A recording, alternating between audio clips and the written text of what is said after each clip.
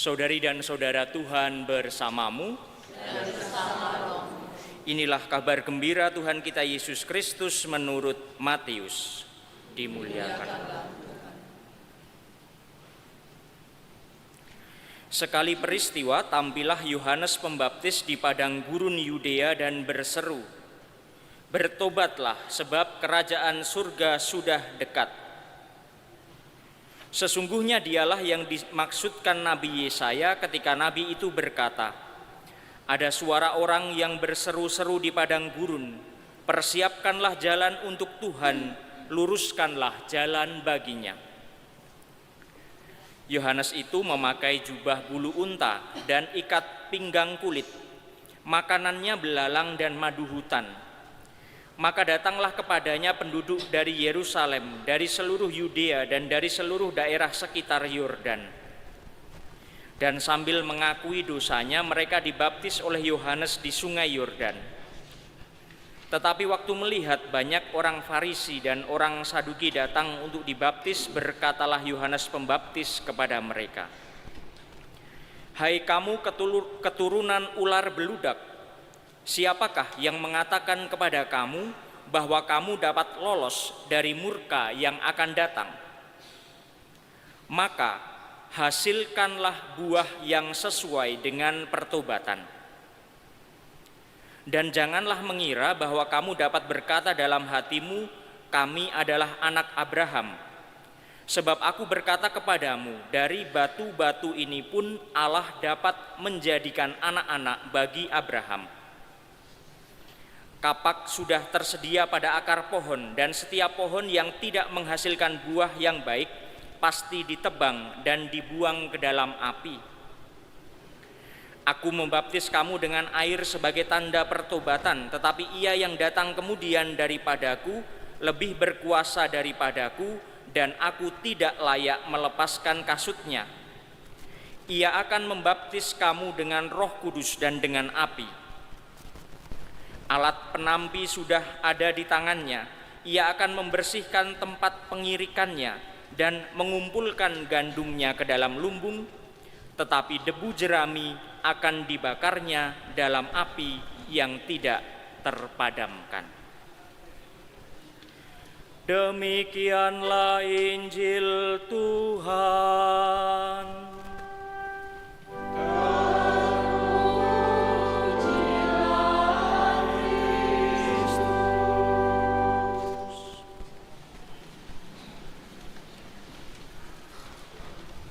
Romo, suster, bruder, frater, ibu bapak, saudari-saudara, teman-teman muda, dan adik-adik yang terkasih. Ketika kita menjalani masa Advent, tidak hanya kita, tetapi dunia di luar kita juga mengajak kita untuk mempersiapkan Natal dengan suasana yang menyenangkan, dengan hiasan-hiasan, dengan lagu-lagu, dengan kado yang akan ditukar. Dan suasana akhir tahun setelah perjuangan selama 1 tahun menanti liburan, suasananya kurang lebih Natal akan menyenangkan, akan penuh damai dan sukacita. Dan itu memang betul. Tetapi saudari dan saudara, damai dan sukacita itu dalam tradisi Kristiani selalu datang berbarengan dengan keadilan.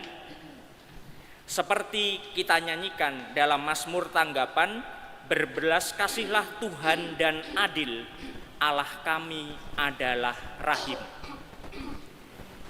Damai, sejahtera, sukacita itu selalu datang bersama-sama dengan keadilan Tuhan. Maka Tuhan yang hadir, kerajaan Allah yang hadir adalah kerajaan Allah yang tidak hanya membuat kita merasa damai, sukacita, tetapi membuat kita jujur pada diri kita sendiri. Kita tidak bisa tidak jujur di hadapan Tuhan. Di hadapan bayi Yesus pun kita tidak bisa tidak jujur. Kita pasti ketika berhadapan dengan Tuhan, kita akan sadar atau disadarkan akan dosa-dosa, kesalahan-kesalahan kita. Oleh karena itu, pada masa Advent, gereja mengajak kita juga untuk bertobat, supaya kita bisa tahan berdiri di hadapan Tuhan yang Maha Adil itu. Tuhan yang datang membawa damai, sukacita adalah Tuhan yang juga membawa keadilan. Apalagi bagi kita yang mungkin merasa menjadi korban ketidakadilan apapun bentuknya. Kita tentu mengharapkan keadilan dan Tuhan datang untuk itu. Maka supaya kita bisa tahan berdiri di hadapan Tuhan yang Maha Adil itu, kita perlu melakukan pertobatan. Dan itulah yang diwartakan oleh bacaan-bacaan, terutama bacaan pertama dan bacaan Injil. Nabi Yesaya sudah mengingatkan bahwa tunggul Isai yang akan datang memang membawa damai dan sukacita, tetapi ia akan menghakimi orang-orang lemah dengan keadilan dan dengan kejujuran akan menjatuhkan keputusan terhadap orang-orang yang tertindas di negeri. Dan Yohanes Pembaptis dalam bacaan Injil mewartakan bahwa Tuhan yang datang adalah Tuhan yang datang dengan alat penampi yang akan membersihkan tempat pengirikannya. Tuhan yang datang dengan kapak yang akan memotong pohon-pohon yang tidak menghasilkan buah yang baik. Saudari dan saudara, kerahiman Tuhan memang tidak terbatas. Kerahiman Tuhan memang luar biasa, tetapi kita adalah makhluk yang terbatas. Waktu kita terbatas. Maka jangan sampai terlambat untuk menyesal dan bertobat, atau kita tidak bertobat lalu berdiri di hadapan Tuhan, pasti kita tidak tahan. Lalu kita akan pergi dengan hati yang kecewa, hati yang sedih. Tuhan tidak mengharapkan itu, maka gereja mengajak kita untuk bertobat. Dan pertobatan yang sejati, saudari dan saudara, adalah pertobatan dengan menyadari kesalahan. Di zaman sekarang ini, di mana pendidikan, di mana pendampingan itu semakin tidak mudah, hukuman itu terasa tidak lagi sesuai, tetapi apakah yang salah bisa dinyatakan benar? Saya kira kok tidak. Di antara orang-orang muda itu berkembang salah satu misalnya ungkapan stop normalisasi. Stop normalisasi mencontek ketika ujian, stop normalisasi dan lain-lain, gitu ya. Ada banyak hal. Ya. Maka sebetulnya di dalam diri orang muda itu sendiri ada kerinduan untuk tahu yang benar. Maka yang salah dinyatakan salah, yang benar dinyatakan benar. Kalau salah ada konsekuensinya. Tentu bukan hukuman yang diberikan 10 tahun, 20 tahun atau 30 tahun yang lalu. Tetapi tetap kebenaran itu sesuatu yang dirindukan bahkan oleh orang muda dan anak-anak kita. Selanjutnya saudari dan saudara, pertobatan yang sejati dalam tradisi Kristiani tidak hanya terungkap dalam keinginan, tetapi juga terungkap dalam buah-buah pertobatan. Buah pertobatan antara lain adalah yang pertama, datang kepada gereja merayakan sakramen tobat. Dan yang kedua, kemudian melakukan buah-buah pertobatan. Dan di dunia sekarang ini semakin urgent, semakin mendesak bahwa kita mewujudkan buah-buah pertobatan itu kepada sesama dan kepada alam. Seminggu terakhir ini kita disuguhi berita-berita tentang penderitaan saudara-saudara kita di Sumatera. Dan bencana itu sudah banyak disebutkan, tidak hanya merupakan kehendak Tuhan, tidak hanya merupakan peristiwa alam, tetapi juga ada akibat dari tindakan kita manusia. Menurut para ahli, ringkasnya kita membuat dunia kita semakin panas. Dan kita mengambil terlalu banyak dari alam. Ketika alam semakin panas, lalu terjadi cuaca yang ekstrim. Ketika kita mengambil terlalu banyak, lalu alam tidak bisa menahan air yang kemudian menjadi bencana bagi saudara-saudara kita. Maka di situ ada peran manusia. Dan disitulah pula semakin dibutuhkan secara urgen atau mendesak buah pertobatan kita. Apa yang bisa kita lakukan? Tentu dalam suasana pertobatan, dalam suasana solidaritas kita bisa mendukung saudari-saudara kita.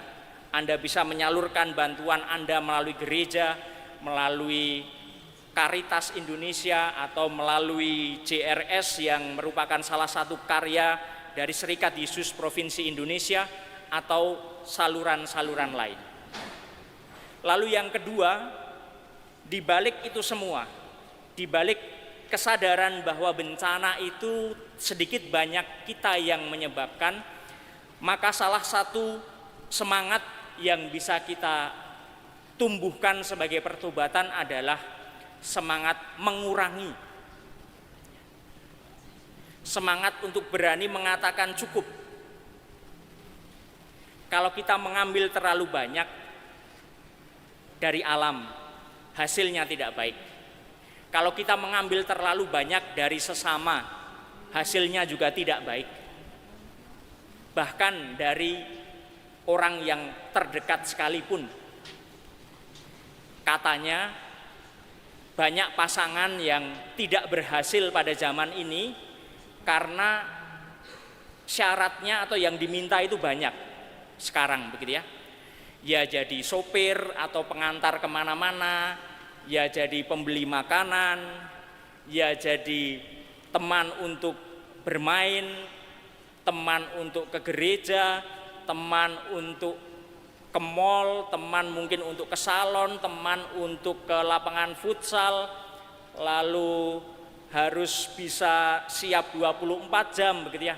Itu kan terlalu banyak. Ya. Maka ada yang mengatakan, ya jangan-jangan atau dari pengamatannya begitu ya, pasangan-pasangan itu menjadi tidak berhasil karena yang diminta terlalu banyak. Padahal sekarang sudah ada abang-abang ojek online begitu ya, sudah ada teknologi, tetapi semua itu diminta untuk dikerjakan oleh pasangannya. Ya menjadi ibu rumah tangga, ya menjadi pendidik anak, ya menjadi apalagi mungkin penopang ekonomi, ya peran di dalam keluarga yang dalam dunia yang semakin banyak gitu ya.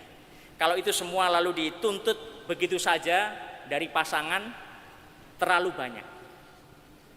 Maka saudari dan saudara, salah satu pertobatan yang bisa kita lakukan adalah tentu mewujudkan solidaritas kita secara nyata dengan saudari-saudara kita yang menderita, dan kita dalam hidup kita, dalam berbagai dimensi, dalam berbagai urusan hidup kita, kita berani mengatakan cukup. Kita tidak meminta terlalu banyak, kita tidak mengambil terlalu banyak, tetapi kita sendiri ambil peran dalam kehidupan bersama. Mari kita mohon rahmat pertobatan itu dalam Ekaristi sore hari ini. Amin.